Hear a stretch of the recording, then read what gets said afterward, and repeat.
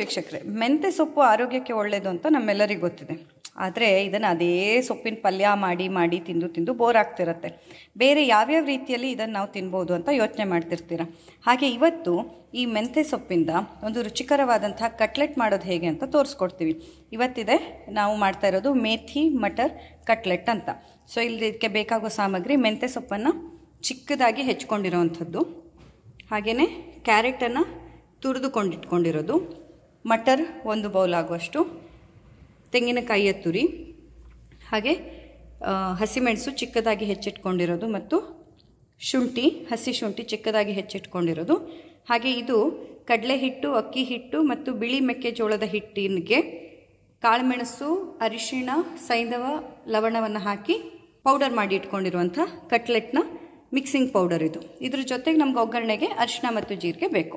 So ಮಾಡೋದು ಹೇಗೆ ಅಂತ ನೋಡೋಣ. ಸೊ ಫಸ್ಟ್ ಈಗ ಒಲೆ ಮೇಲೆ ಕಾವಲಿಯನ್ನು ಇಟ್ಟು ಚಿಕ್ಕ ಬೆಂಕಿಯಲ್ಲಿ 1-2-3 ಟೀ ಸ್ಪೂನ್ ಆಗುವಷ್ಟು ಎಣ್ಣೆಯನ್ನು ಹಾಕ್ಕೊಳ್ಳೋಣ. ನಾವಿಲ್ಲಿ ಸಸ್ಯ ಸಂಜೀವಿನಿಯ ಗಾಣದಿಂದ ತೆಗೆದಂಥ ತೆಂಗಿನ ಎಣ್ಣೆಯನ್ನು ಹಾಕ್ತಾ ಇದ್ದೇವೆ. ಈ ಎಣ್ಣೆ ಬಿಸಿ ಆದ ಮೇಲೆ ಇದಕ್ಕೆ ಅರ್ಧ ಚಮಚದಷ್ಟು ಜೀರಿಗೆಯನ್ನು ಹಾಕ್ಕೊಳ್ಳೋಣ. ಅರ್ಧ ಚಮಚದಷ್ಟು ಜೀರಿಗೆಯನ್ನು ಹಾಕಿ ಇದು ಚೆನ್ನಾಗಿ ಕಾಯೋ ತನಕ, ಅಂದರೆ ಅದು ನೋಡಿ ಇದಾಗಿ ಬಿಡಬೇಕು, ಚೆನ್ನಾಗಿ ಬೇಯೋ ತನಕ ಕಾಯಬೇಕು ನಾವು. ಅದು ಓಪನ್ ಆಗಬೇಕು ಸ್ವಲ್ಪ ಆದರೂ. ಈಗ ಈ ರೀತಿ ಆದಮೇಲೆ ಇದಕ್ಕೆ ಹಸಿಮೆಣಸನ್ನು ಹಾಕ್ಕೊಳ್ಳೋಣ. ಚಿಕ್ಕದಾಗಿ ಹೆಚ್ಚಿಟ್ಕೊಂಡಿರೋಂಥ ಹಸಿಮೆಣಸು. ಇದು ನಮ್ಮದೇ ಗಾರ್ಡನಲ್ಲೇ ಆಗಿರೋ ಹಸಿಮೆಣಸು. ಒಳ್ಳೆ ಪರಿಮಳ ಇದೆ, ಆದರೆ ಖಾರ ಇಲ್ಲ. ನೀವು ನಿಮ್ಮ ರುಚಿಗೆ ಅನುಸಾರ ಹಾಕ್ಕೋಬೋದು. ಆರೋಗ್ಯದ ಪ್ರಕಾರ ಹೇಳೋದಾದರೆ ತುಂಬ ಖಾರ ಹಾಕ್ಕೊಳ್ಬಾರ್ದು. ಇಲ್ಲಿ ಶುಂಠಿಯನ್ನು ಹಾಕ್ತಾಯಿದ್ದೀವಿ. ಶುಂಠಿ ಫ್ಲೇವರನ್ನು ಕೊಡುತ್ತೆ, ಖಾರವನ್ನು ಕೊಡುತ್ತೆ. ಹೆಚ್ಚಿಟ್ಟಿರುವಂಥ ಇದು ಕರಿಬೇವಿನ ಸೊಪ್ಪನ್ನು ಹಾಕ್ಕೊಳ್ಳುವಂಥದ್ದು ಕೊನೆಗೆ.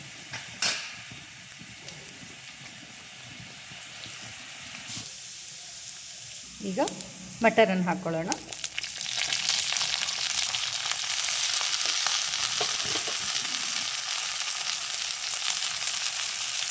ಹಸಿ ಬಟಾಣಿ ಸೀಸನಲ್ಲಿ ನಿಮಗೆ ಸಿಕ್ಕಾಗ ಬಳಸ್ಕೋಬೋದು, ಇಲ್ಲಾಂದರೆ ನಿಮಗೆ ಫ್ರೋಝನ್ನು ಸಿಗುತ್ತೆ, ಅದನ್ನು ಕೂಡ ಬಳಸ್ಕೋಬೋದು. ಅದನ್ನು ಚೆನ್ನಾಗಿ ಕುದಿಸ್ಕೊಳ್ಳೋಣ.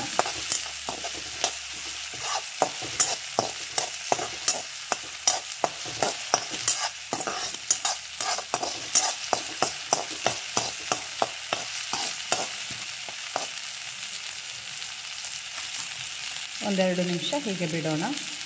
ಈಗ ಕ್ಯಾರೆಟನ್ನು ಹಾಕ್ಕೊಳ್ಳೋಣ. ಕ್ಯಾರೆಟನ್ನು ಹಾಕಿ ಕೂಡ ಒಂಚೂರು ಕೈ ಆಡಿಸ್ಕೊಳ್ಳೋಣ.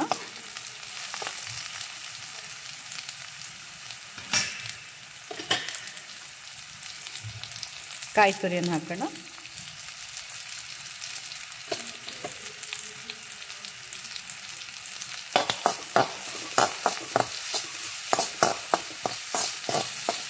ಒಂದು 2 ನಿಮಿಷ ಹೀಗೆ ಕೈ ಆಡಿಸಿದ್ರೆ ಆಯಿತು. ಈಗ 1-2 ನಿಮಿಷ ಕೈ ಆಡಿಸಿದ ಮೇಲೆ ಮೆಂತ್ಯ ಸೊಪ್ಪನ್ನು ಇದಕ್ಕೆ ಹಾಕ್ಕೊಳ್ಳೋಣ.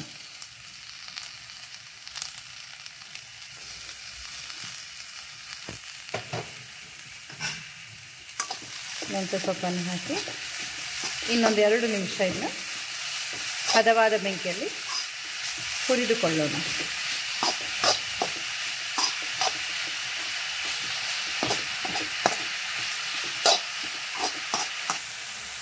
ಚೆನ್ನಾಗಿದ್ದನ್ನ ಹೀಗೆ ಬೇಯಿಸ್ಕೊಳ್ಬೇಕು, ಫ್ರೈ ಮಾಡ್ಕೋಬೇಕು.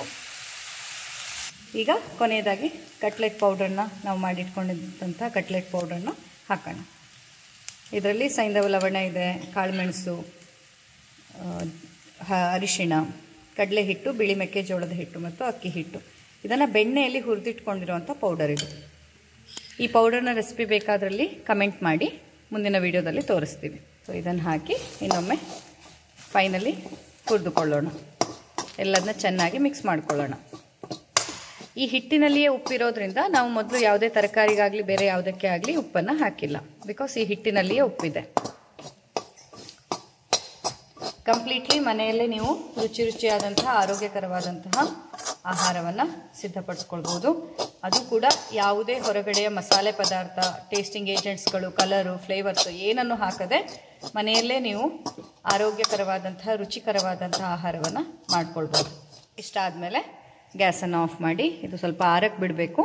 ಆರಿದ ಮೇಲೆ ಉಂಡೆ ಕಟ್ಟಿ ಅದನ್ನ ಪೆಟಿಸ್ ಥರ ಹಾಕಿ ಬೇಯಿಸಿದ್ರೆ ಅಲ್ಲಿಗೆ ನಮ್ಮ ಈ ಒಂದು ಮೇಥಿ ಮಟರ್ ಕಟ್ಲೆಟ್ ಸಿದ್ಧ ಆಗಿಬಿಡುತ್ತೆ. ಈ ರೀತಿಯಾಗಿ ಅದು ಸ್ವಲ್ಪ ಆರ್ತಾ ಇದ್ದಂತೆ ಚಿಕ್ಕ ಚಿಕ್ಕ ಉಂಡೆಯನ್ನು ಮಾಡಿಕೊಂಡು ಅದನ್ನ ಈ ಶೇಪಿಗೆ ತಂದು ಇಟ್ಕೊಳ್ಳೋಣ. ನೋಡ್ಬೋದು ನೀವು ಎಷ್ಟು ಸುಂದರವಾಗಿ ಇದು ಬಂದಿದೆ.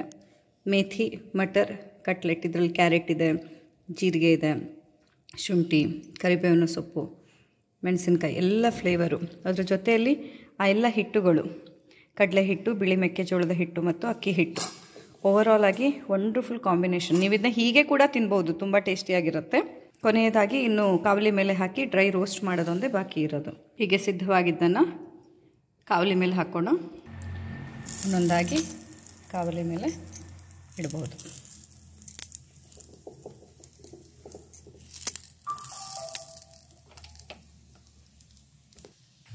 ಆಹಾ, ರುಚಿಕರವಾದಂತಹ ಆರೋಗ್ಯಕರವಾದಂತಹ ಮೇಥಿ ಮಟರ್ ಕಟ್ಲೆಟ್. ಯಾವುದೇ ರೀತಿಯ ಎಕ್ಸ್ಟ್ರಾ ಎಣ್ಣೆ ಇಲ್ಲದೆ, ಯಾವುದು ಫ್ಲೇವರ್, ಕಲರ್ಸ್, ಯಾವ ಏಜೆಂಟ್ಸನ್ನು ಹಾಕದೆ, ಎಂಥ ಕೆಮಿಕಲ್ಲು ಇಲ್ಲದೆ ನೀವೇ ನಿಮ್ಮ ಮನೆಯಲ್ಲಿ ಆರೋಗ್ಯಕರವಾದಂಥ ಈ ಪೇಟೀಸನ್ನು ರೆಡಿ ಮಾಡ್ಕೋಬೋದು. ಇನ್ನು ಚೆನ್ನಾಗಿ ಚಿಕ್ಕ ಬೆಂಕಿಯಲ್ಲಿ ಕಾಯಲಿಕ್ಕೆ ಬಿಡಬೇಕು. ಆಮೇಲೆ ಮಗುಚಿ ಹಾಕಬೇಕು. ನೋಡಿ ಎಷ್ಟು ಸುಂದರವಾದ ಗೋಲ್ಡನ್ ಬ್ರೌನ್ ಕಲರ್ ಬರ್ತಾ ಇದೆ ಅದಕ್ಕೆ.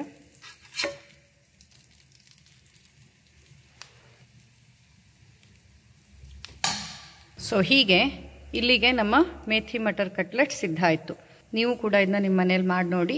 ಹೇಗಾಯಿತು, ಯಾವ ರೀತಿ ಟೇಸ್ಟ್ ಬಂದಿತ್ತು ಅನ್ನೋದನ್ನು ಕಮೆಂಟ್ ಮಾಡಿ ನಮ್ಮ ಜೊತೆ ಹಂಚ್ಕೊಳ್ಳಿಕ್ಕೆ ಮರಿಬೇಡಿ.